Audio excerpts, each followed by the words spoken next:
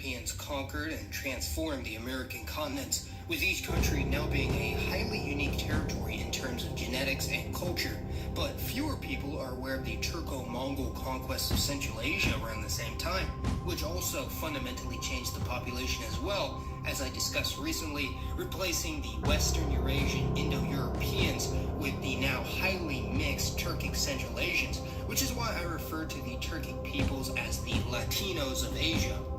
Nearby, however, a region larger than any other country on Earth was also completely changed in a much shorter time period. A region that has entered global vernacular as a synonym for frozen, barren wastelands, often referred to as North Asia, but more commonly known as Siberia, every Soviet dissident and political prisoner's worst nightmare. What is Siberia exactly? Well, there's not really a cut and dry definition. According to the Russians, the Siberian Federal District consists of this collection of administrative divisions, most of which are known as oblasts, the Russian equivalent of a U.S. state, which are located north of Kazakhstan, stretching up to the Arctic Ocean in the north. However, traditionally, the term Siberia was used to refer to all of Russia east of the Ural Mountains, over 3/4 of its total land area, but conversely, less than 1/4 of the country's population, and this stretches from the Urals in the west, not too far from Ukraine and Eastern Europe, all the way to the Sea of Japan in the far east,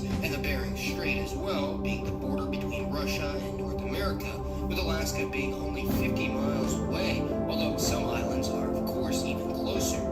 This creates a bit of a conundrum when attempting to define different North Asian, East Asian, Central Asian, Eastern European, and Native American civilizations, as there was heavy overlap between different regions. Historically, there were no distinct borders and definitions, so Siberia saw a huge range of different peoples inhabit its landscape, the most famous, or rather infamous of which would clearly be the Mongols, who spread out throughout nearly all of Eurasia, although ironically, despite being incredibly close to the Mongol homeland and being nearly uninhabited and defenseless, making conquest extremely easy, the Mongols never attempted to incorporate the northern portions of Siberia, most likely because they knew there would be little to no compensation in doing so.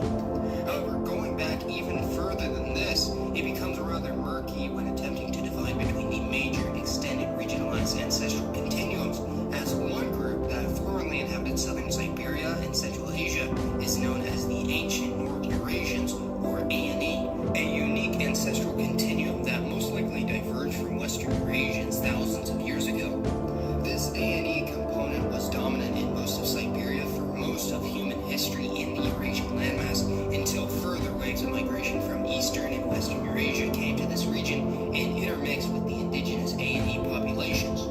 Now, what fascinates people the most is the fact that the first Amerindians actually originated in Siberia and heavily intermixed with the ancient North Eurasians, which is how haplogroup Q came to dominate most Native American groups, and which is where many believe haplogroup R originates from among the Amerindians of North America today, although others believe this is merely from later European admixture or from an ancient group of Europeans known as the Solutreans who crossed the Atlantic. Interestingly, the ANE component is actually higher in Amerindian populations the further south you go in the continents, meaning most of the indigenous peoples of South America are actually closer to the ANE base than those from the north, which makes sense seeing as to how those in the north are closer to Eastern Eurasians, since more recent migration waves have impacted them, but more on that in a later video.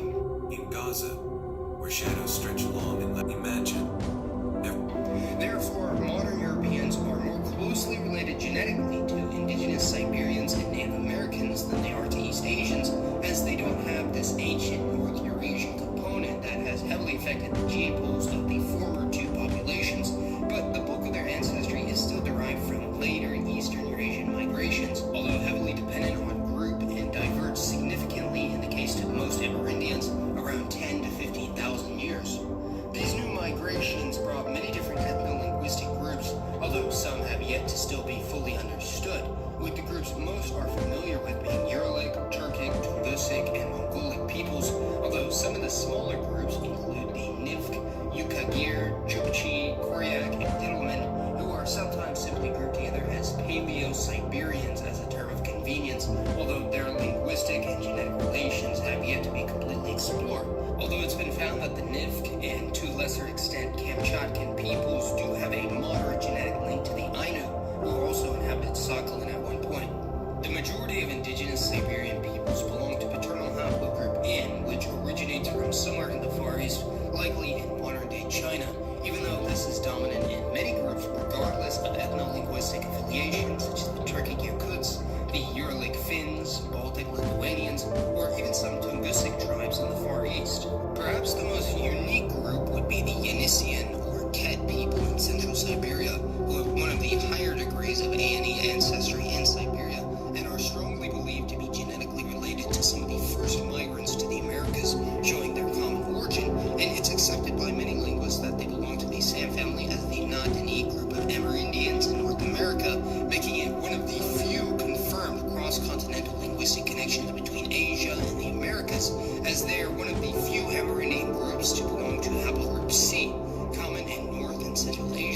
showing their more recent origins, and it's also been proposed that they may have been distantly related to the Sino-Tibetan family as well, although with less support. Also, although heavily divergent, the Ainu and now extinct Jomans of Japan and Sakhalin are also believed to have originated in Siberia before migrating to Japan, and hence, although distant, are genetically related to many eastern Siberian groups. The Buryats of Russia, the northernmost Mongolic-speaking group, are essentially assimilated Turkic and Tungusic tribes of southern Siberia, and hence are closely related to them and belong mostly to haplogroup N, as opposed to most ethnic Mongols who are haplogroup C.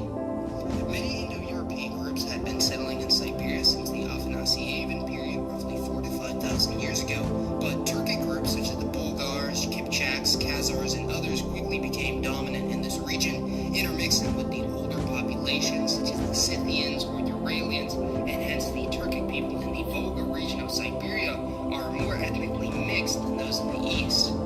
After the rise and fall of Genghis's empire, these Volga Turks would split into groups like the Tatars and Bashkirs, eventually creating the Khanate of Sibir, the northernmost Islamic state to ever exist. However, in the 16th century, a rapidly expanding Russia looked to the vastly underpopulated Siberia to their east and began their conquest of the region, with the Cossacks headed by Yermak Timofeyevich being infamously, let's say, efficient in their subjugation of the Siberian, which reflects the conquest of the Native Americans by European powers such as the Spanish across the Pacific. As the Russians and Cossacks expanded further east, they assimilated many of the Uralic-speaking groups north of Moscow, such as the Volga Finns, and this group of Slavicized Uralians gave rise to the Pomars in the far north near the Arctic Ocean, who also had significant Norse influence as well from contact with Norwegian fishers and traders, but eventually the Pomars lost their unique dialect and identity.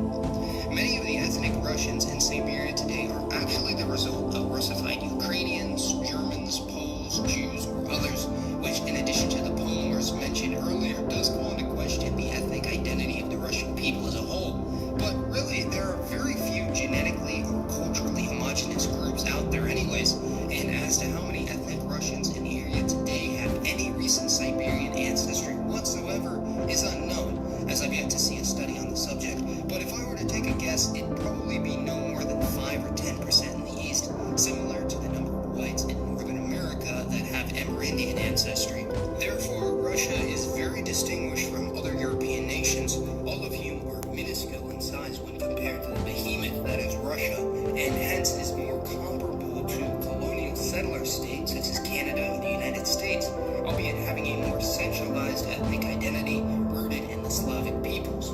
Worth noting is that some native Siberians also assisted in the settlement and colonization of Alaska, and to date, a small portion of Alaska has ancestry from sub-Siberian groups, as well as the Russians, a group some have dubbed Russian-Alaskan Creoles, and although they no longer speak the Russian language, they do have many cultural similarities, such as their adherence to the Orthodox Christian Church, the only group native to the United States to do so. Some Aleutian tribes are even native to the Chukotka Autonomous Okrug in far eastern Siberia, so it does draw into question the division between Northeast Asians and Amerindians, as very few groups actually have clean distinctions. Here's the distribution of Western and Eastern Eurasian DNA in a dichotomous breakdown of Siberian peoples, and thus, in a situation similar to Central Asia, North Asia can be thought of as a hybridized region.